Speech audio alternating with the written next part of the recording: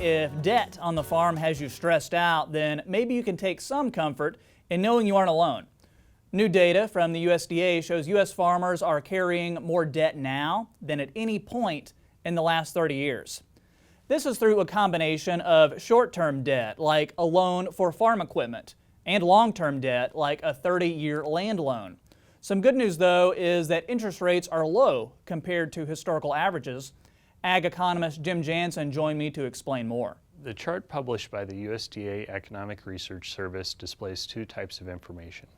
One is the type of debt in the United States for the ag sector, and two is the interest expenses from that. What the USDA did in that chart, the Economic Research Service put debt in parity, meaning they adjusted for inflation over time. So when we're looking at debt over time, yes, we might have higher levels of debt, but you also have to take into account inflation. So in taking into account inflation, in real terms, we are now at the highest point in ag level debts across the United States we've been in the last 30 years.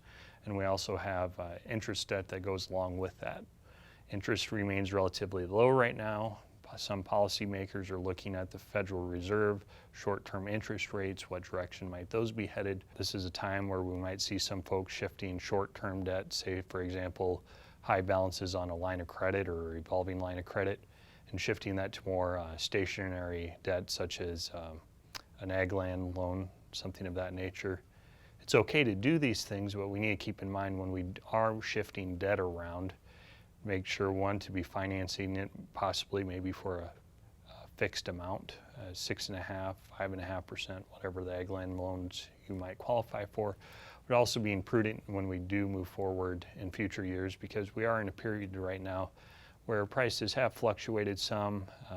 There's obviously been challenges for many producers across the state of Nebraska with the weather-related events, and taking all these factors into account, this is the time when we can still get resources and use them when necessary.